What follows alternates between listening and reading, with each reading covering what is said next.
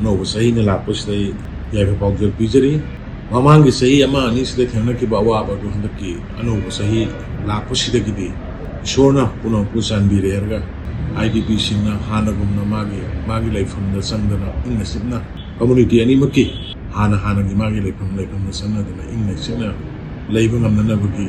ꯌꯥꯍꯟꯅꯕꯒꯤ ꯃꯪꯒꯣꯜ ꯑꯗꯨ ꯏꯁꯣꯔꯅ ꯄꯤꯕꯤꯕ ꯑꯣꯏꯔꯁꯅꯨ ꯍꯧꯈꯤꯕ ꯊꯣꯛꯈꯤꯕ ꯊꯧꯗꯣꯛ ꯀꯌꯥ ꯑꯩꯈꯣꯏ ꯄꯨꯟꯅ ꯋꯥꯃꯤꯟꯅꯈꯤ ꯖꯥꯇꯤ ꯑꯃꯠꯇ ꯅꯠꯇꯦ ꯃꯅꯤꯄꯨꯔꯗ ꯂꯩꯔꯤꯕ ꯄꯨꯝꯅꯃꯛ ꯑꯩꯈꯣꯏ ꯋꯥꯃꯤꯟꯅꯈꯤ ꯑꯗꯨꯒ ꯌꯥꯝ ꯃꯔꯨꯑꯣꯏꯅ ꯇꯝꯄꯥꯛꯇ ꯂꯩꯔꯤꯕ ꯃꯩꯇꯩꯒꯤ ꯏꯆꯤꯜ ꯏꯅꯥꯎꯁꯤꯡ ꯑꯃꯗꯤ ꯆꯤꯡ ꯀꯨꯀꯤꯒꯤ ꯏꯆꯤꯜ ꯏꯅꯥꯎꯁꯤꯡꯅ ꯍꯦꯟꯅ ꯗꯥꯏꯔꯦꯛ ꯃꯁꯤꯒꯤ ꯑꯋꯥꯕꯁꯤ ꯐꯪꯈꯤ ꯑꯗꯨꯕꯨ ꯏꯁꯣꯔꯒꯤ ꯀ꯭ꯔꯤꯄꯥꯗꯒꯤ ꯃꯌꯥꯝ ꯆꯪꯗꯅ ꯍꯣꯠꯅꯕꯗꯒꯤ civil society organization elected leadersing aduga ima maira paibising club organization student bodies mayam sangdana honabadagi hauji tamna haukiba sahi ama makhai muksidai shanti gi phibam tamna hanjalagli aikoi IDP sing magi mafamda hanjinnaba haunare aduna laiba sahi sida mapung phana hanagumna aikoi khenaba leitana amatoina apunba manipur amagi saktam nunga aikoi leminana naba ay miyamda appeal tawjari loinana tawgodaba thaba inkhang punamak aikoi bharat ki constitutions manipur state ki law act madugi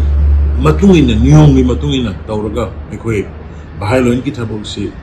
khadokuna procedures niti niyom nakna aikoi punna himinana basu ya appeal tawjari aduna aikoi gi manipur da ngasi bhaubada aikoi praja sing gi maraktagi nungsinadana aikoi maselgi marakta haikhiba thokhiba ngangkhiba sakhiba punama adu anoba lakadaba sahisdadi aikoi social media dasu aduga any khananainaba mayam dasu jati amaga gi marakta nungainadanaba thokpa yaba thabuksing wahising sinnabidana basu aina appeal tawjari aduga loinana media gi silino leibiriba mayam punamagasu matam sangna sahi ani makhai musu wana media gi silno mayam manipur sida shanti hanjalaknaba honabada lobi khiba thawdang punamakkusu egi maigi dagi thagatchaba phongdokchaba loina makhatana manipur da tangdu leitaba shanti leiba state ama hanagum oinanaba aduga apunba manipur apunba bharat ma sagatpada media sing person sing lobi ba thawdang adu amuhanna lobi gani haibiga setpa thajabasi phongdokchaba loina anoba sahi lakpasta manipur gi miya punamakta ayafa pawjel pijari amadi apapa mangol oiba ing tapa state amo ohenbiu haine soro kunjari